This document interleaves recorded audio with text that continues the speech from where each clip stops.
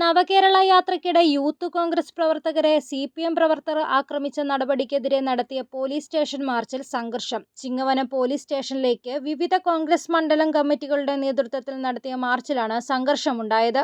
March സ്റ്റേഷന് ഏതാനും ദൂരം മാറി പോലീസ് തടഞ്ഞു. ഇതിൽ പ്രകോപിതരായ പ്രവർത്തകർ പോലീസ് വലയം ഭേദിച്ച് മുന്നോട്ട് വന്നു. വനിതകൾ ഉൾപ്പെടെയുള്ളവരും പോലീസുമായി ഉന്തും തള്ളുമുണ്ടായി. മുതിർന്ന നേതാക്കൾ എത്തിയാണ് പിന്നീട് രംഗം ശാന്തമാക്കിയത്. പ്രതിഷേധ സമരം തിരുവഞ്ചൂർ രാധാകൃഷ്ണൻ MLA ഉദ്ഘാടനം ചെയ്തു.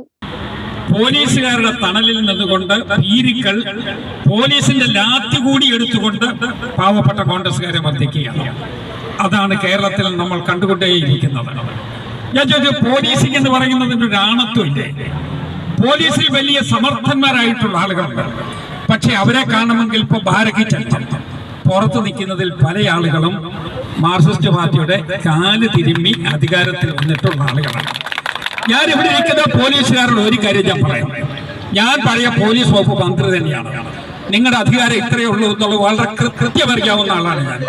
അതുകൊണ്ട് ഇന്ത്യൻ നാഷണൽ കോൺഗ്രസിന്റെ പ്രവർത്തകർക്കെതിരെ കണ്ണുരുട്ടുവാനും അവരെ കൈകാര്യം ചെയ്യാൻ ശ്രമിച്ചാൽ നിങ്ങളെ തനി കോൺഗ്രസ് ഏതാണ് എന്ന് ഞങ്ങൾ കാണിച്ചു തരേണ്ടി വരും.